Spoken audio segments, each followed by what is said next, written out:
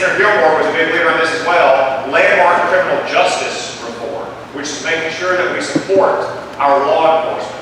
We provide prosecutors and investigators the tool they need, and we build the prison space that we need to put hardened criminals where they belong, not on the street, but behind bars to keep peace and law like this.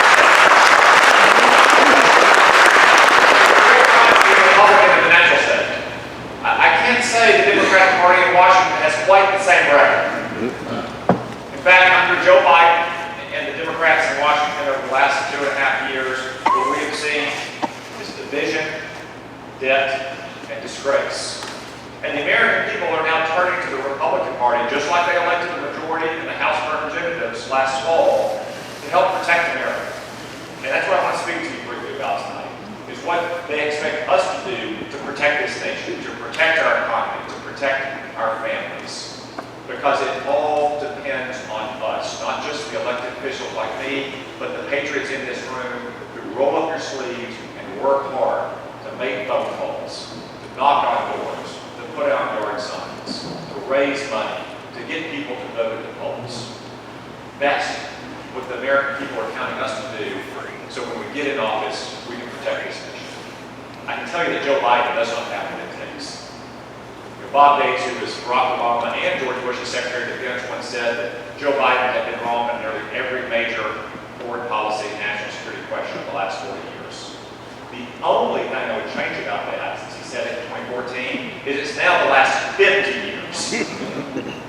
We're approaching a sad anniversary this week, the 2-year anniversary of the disaster in Afghanistan, when Joe Biden recklessly withdrew our troops out of that country without any plan, without any effort to protect them and our citizens and those Afghans who served with us. We left behind hundreds of Americans in that country. Senators like me had to work around the clock with my hard-working staff to help hundreds of Americans get out of that country. We still today know that there are Afghans in Afghanistan and other countries who serve with soldiers in that country, who haven't gotten into our country, even though they have a legal right to do so. And most shamefully of all, we lost 13 brave Americans in the final days of that retreat to a suicide bomber at Kabul Airport, to include one with Arkansas roots in East Arkansas. Joe Biden, though, to this day, still calls it an extraordinary success. I call it what it is. It was defeat with dishonor. It's a reminder, too, that our troops have never, ever in the history of this country lost a war on the battlefield. They've only had their victories squandered by disgraceful politicians in Washington. And Republicans can never let it happen again.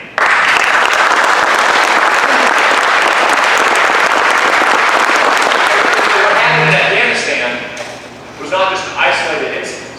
It is, by the way, too, proof that Joe Biden is in charge of the White House. People ask me that, like, do you really think Joe Biden is in charge or is someone else on the strings? Like, no, Joe Biden has to be in charge. Only Joe Biden could have screwed up the withdrawal from Afghanistan so bad.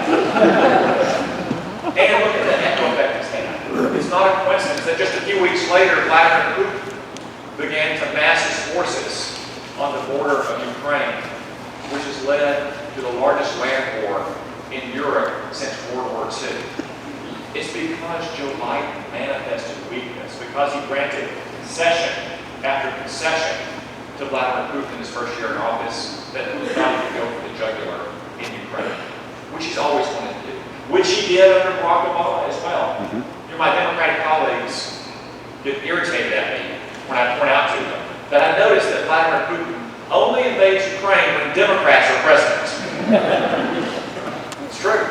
Didn't invade 4 years when Donald Trump was president. Why? Because when Donald Trump was president, America was feared and respected in the world. And we are not.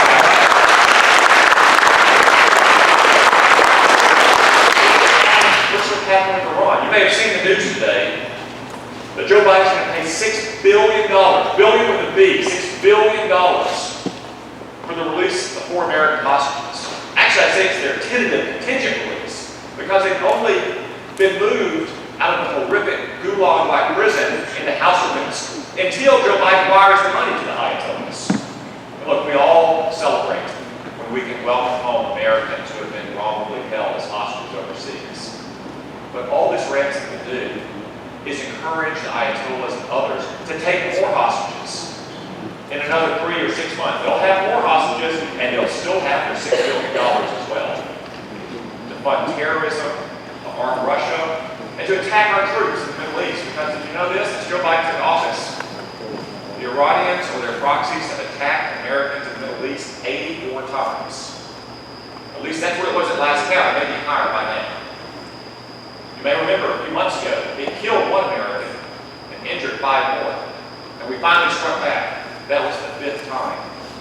Only the 5th time that we hit back. After 84 attacks on our troops. Is it any wonder the attacks continue? Contrast that to what happened in early 2020 when Iran threatened our troops. What did we do? Donald Trump launched an airstrike that killed their terrorist mastermind, Qasem Soleimani, and there were no more attacks on our troops as long as he was in office. Yep. That's the kind of firmness and vigilance and resolve that you have to show for people like the Ayatollahs, the Taliban in Afghanistan, or for that matter, the Chinese communists. They send a spy balloon and float all across America. What does Joe Biden do? Nothing until he gets caught red-handed by a rancher and a couple of amateur photographers in Montana.